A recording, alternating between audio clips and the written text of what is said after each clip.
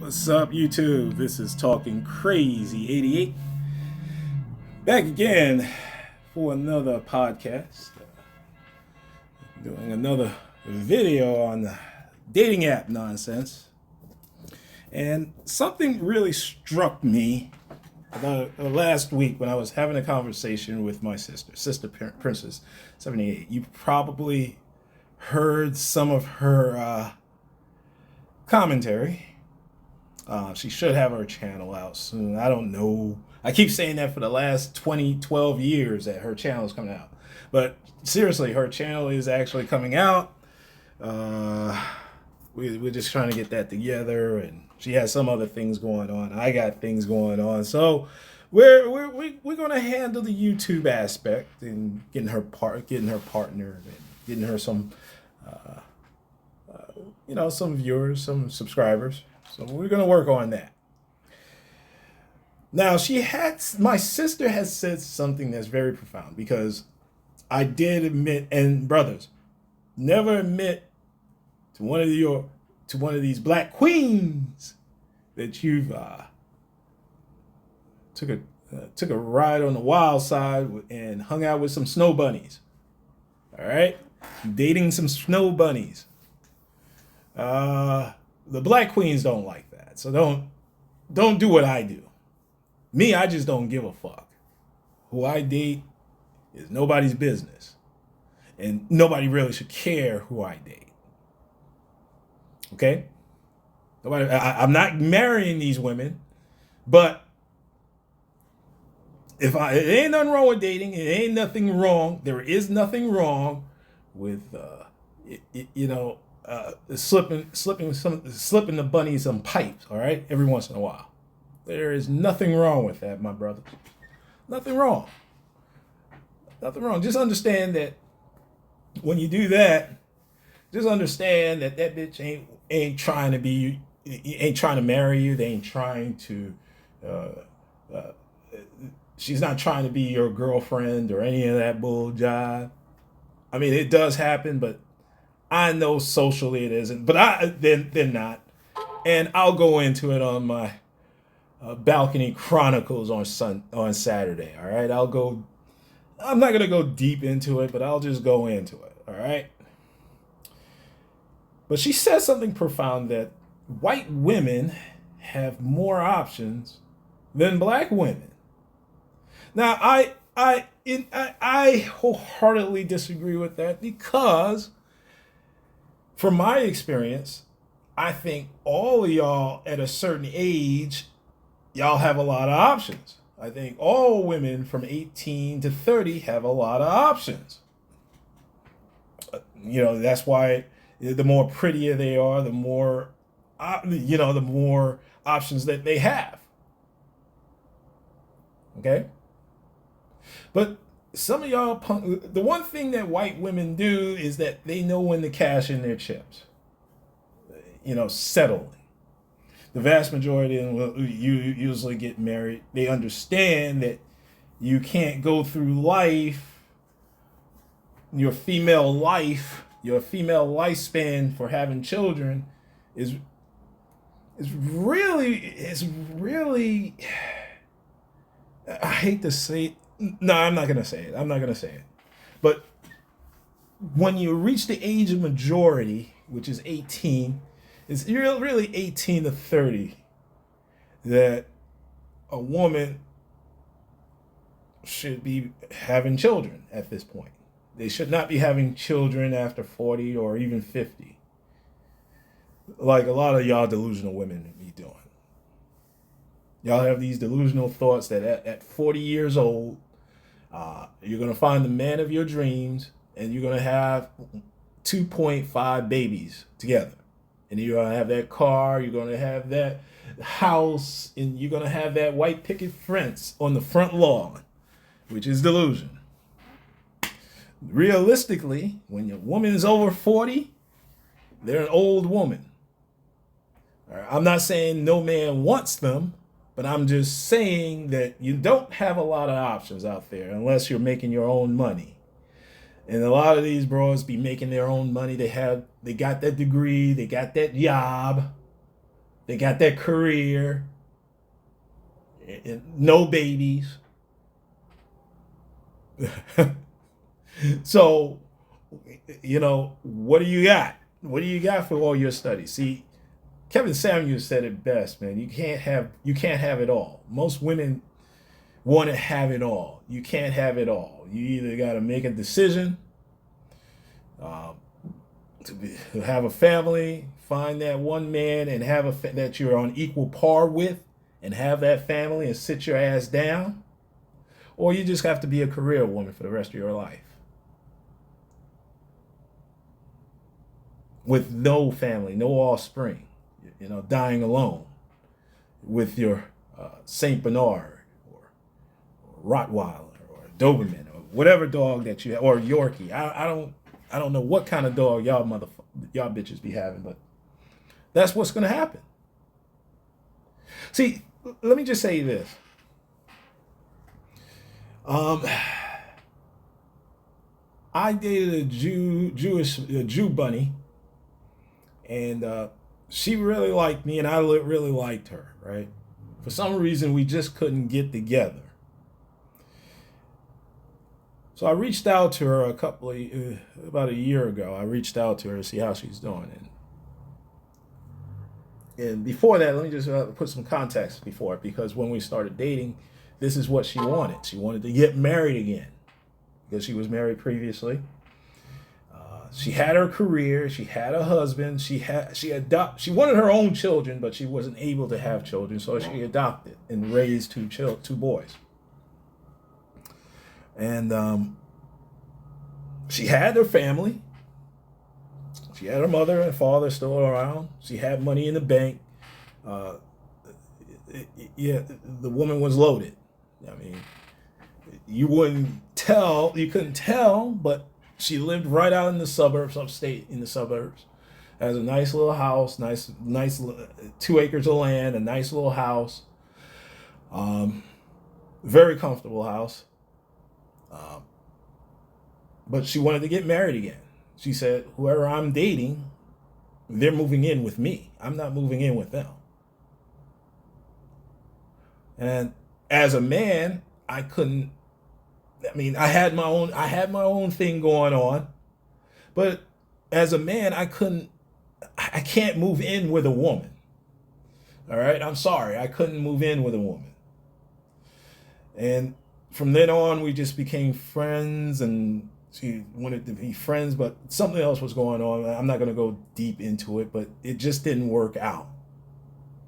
Not because I couldn't move in with her, but it's just something happened in that dynamics of dating. It just fizzled out. We still cared for each other. We still liked each other, but we just couldn't make it happen. And that happens in life, in dating. All right. You just want to make sure that person is the one that you want to marry, and for me, I'll just say this: I wasn't sure, because I've never actually had a relationship with a snow bunny, and this was a new experience for me, and I don't know what my family would think. I don't know what my extended family would think. Even though I don't give a fuck, but I don't know. There's a lot of variables in place. But the fast forward, when I contacted her, she told me she was moving in. She found a man, and they moved in together. And seemingly they're very happy, and she got what she wanted. And this was a woman in her 50s who had money in the bank, had a great career. In education, but let me just say this: she's not a teacher. She's a high-ranking administrator. She's actually a principal of a school. Okay. So, and from there she could have moved into higher administrator, but she just chose to run that particular school.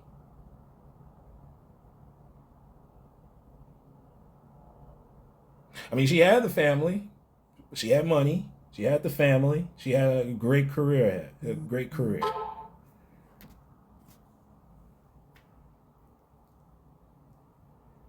And she didn't have it all. She had it all, but it was within reason. All right, and it didn't. It does. And her ex-husband is very successful as well. So that helped a lot. But what I'm saying is that white women, my sister may be right, but not because.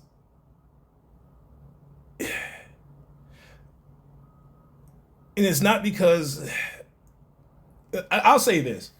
It's not because of. I don't want to say it's because black women don't have a lot of options. I just don't think black women are recognize the options that are in front of them. Like the woman that I dated, she recognized the options that was in front of her. She knew what she wanted, and she recognized the options in front of her. She had a man that she liked, another man that she liked, and just wanted to have around. She didn't have any grandiose expectations of what a man is supposed to be. She didn't have that 6 figures, 6-pack, 6 feet tall. She didn't care about none of that bullshit. Like a lot of women in this country do. White women, they call the snow bunnies, they get married after 50. There are some snow bunnies that get married after 50. But the thing about it is that I think they just mature and know what they want from dating. All right, it has nothing to do with options, because let me tell you something. A woman has more options when they're younger, not when they're older. I'm sorry to say, and if you want to factor in race, if you could say that white women have more options, yeah, well, you can just say it by populace, by amount of men. There's more white men than black men in this country. So of course, yeah, they're going to have more options. If you present that argument, that side of the argument, there may be a little bit more seemingly successful white men running around than black men.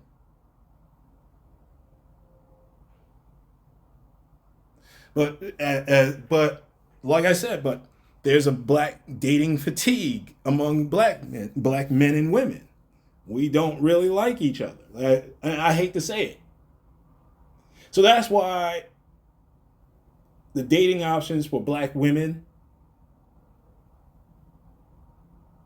are minuscule or slim. They slim pickings, especially the older that they get. So that's why you got these aunties running around, dating 29-year-old men, 30-year-old men. You got 50-year-old women dating 29-year-old men, 25-year-old men. That's out of order. But yet, let me hold hands with a 25-year-old woman. Believe me, I'm going to get cussed out. Some of her male family members are going to want to try to whoop my ass, but they can try. But they will be shot, and they will be shot and placed in the grave 6 feet under if they try to touch me. Then they're going to try to give all these random excuses of why a 25-year-old is now a child. When my parents were 25, they had their own job. They had their own apartment.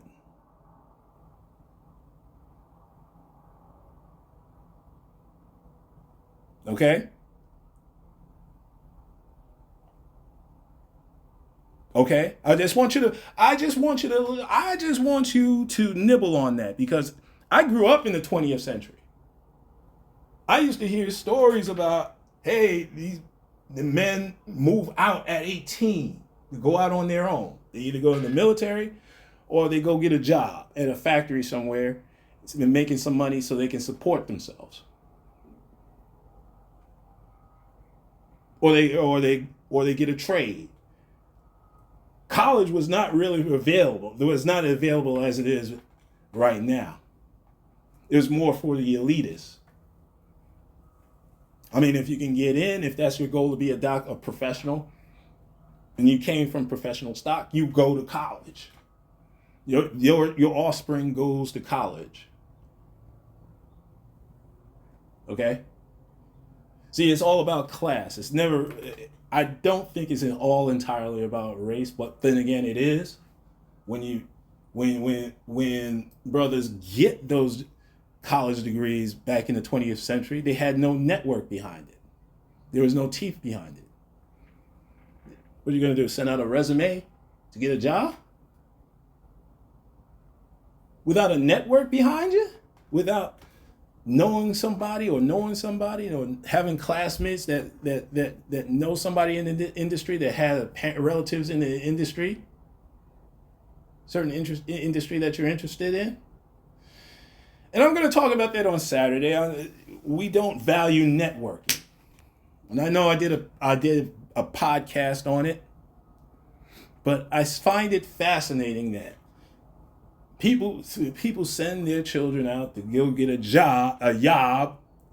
go to college to get a job, but don't teach them how to network with people. Joining clubs, joining various groups who can help you. I had to learn that the hard way. I have a network behind me. And LinkedIn helped me a lot. And I'm just going to say that. That's all I'm going to say. But yeah, I'm going to test that theory that white women of all age, especially after 50, have a lot of options. Based on, my sister brought up something stupid like, well, not stupid, but something superficial, such as the white women are much more, white men have a higher standard of beauty than, when they're picking out the woman that they're with, that they're dating. And I said, Princess, I don't think the average white man in the 21st century think a lot of these white women are beautiful. Trust me when I tell you this. All right. And we're going to go through some of the dating profiles on Bumble. And we're going to test that theory, people. All right. So let's start off because I got 10 more minutes. And I got to get back to work. Let's start off with Christine. Here's the thing. I started off in Canada. Edmonton, Alberta, Canada. All right. We're going to see how the babes in Canada look. All right, especially in Western Canada. Let's check it out. Let's go in and find out what's going on in Canada. So we're gonna look at Christine. Now Christine is 52.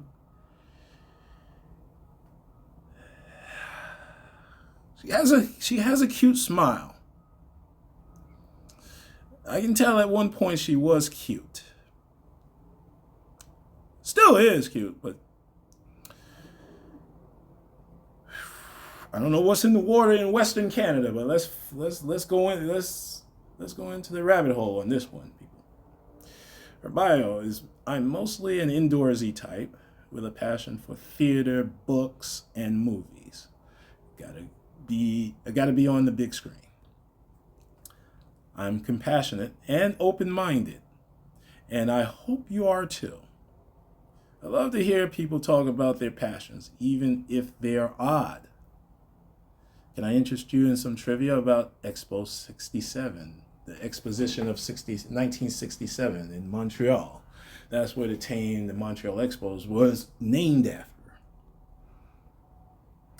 All right, so she's fun size. She's 5'0", and she has an undergraduate degree. She drinks sometimes. She's looking for a long-term relationship, more fun, casual dates, empathy, kindness, curiosity. All right, well, listen, I mean, she is kind of frumpy.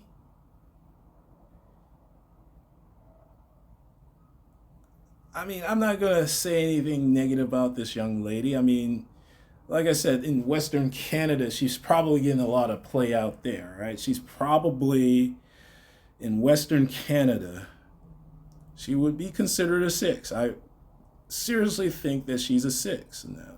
All right, now she got some titties. She got her titties out, but she got. I mean, she would make a great prospect for one of the brothers out there. So some of the players out there, go ahead, holler at Christine. She's in Edmonton. Get your passports.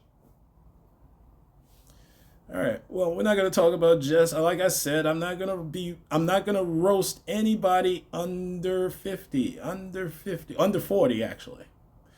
So, all right, we're going to talk about Nikki. Now, Nikki looks like she's in shape. She's an outdoors woman. She's a nurse, University of Calgary, 2016. This is her bio. Animals, wine, salad, coffee, travel, dancing, music, and no smoking, and keeping fit. Okay, she's 5'4". She doesn't want any more kids. She has kids, so you're gonna have to handle those badass children of her in Western Canada. All right. Now the quickest way to my heart is good coffee. What is it with these Caucasian women and coffee on dating apps? See, this is why we take you on coffee dates. Unbelievable. I mean, she's looking cute. I mean, look at this. I mean, Western Canada, she would be an 8 in Western Canada, but the smile, the hair, the titties, look like she's in good shape. I have to give her a 6. I'm sorry. I got to give her a 6. Even though in Western Canada, she would be considered an 8, maybe a 9. Who knows? She's an Edmonton 8. But I don't know. All right, we got Robin here with the piercings. I mean, if you're into that, you're into that. Now, she's an engineer and technologist. She has a bachelor's degree from 1998. So let's go ahead and read Robin's bio. I was a nerd among nerds, but now I'm becoming the woman I should have been. Still a nerd, though. I like clubbing, movies, gaming, video, and tabletop, camping, and fishing. I also enjoy playing pool and bowling. I'm good at one and not the other, but you'll have to date me to find out which. Now let's hold on now.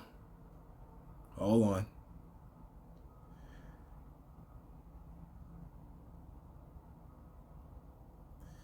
Robin is a trans woman and the atheist. So she's trans, and I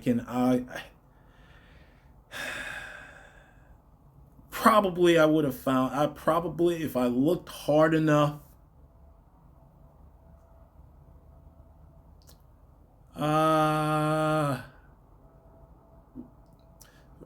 fellas, we got, like I told you before on these dating apps, this is a mess. It's a mess because now you got to introduce trans women into the mix of their dating prospects of dating straight men.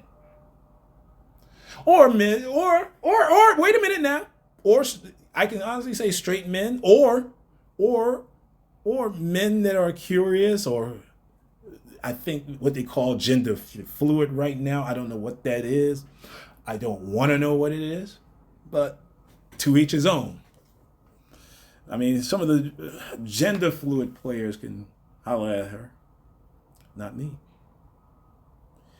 All right, so let's do one more, and then I got to bounce. I got to get out of here. We got Lindy, 41. All right. She doesn't want any kids, but she has kids at 41. I mean, she's attractive. I mean, I don't know what it is about the Canadian women up there, but you know, she's got to be First Nation, which is their version of Native American. I can just honestly tell.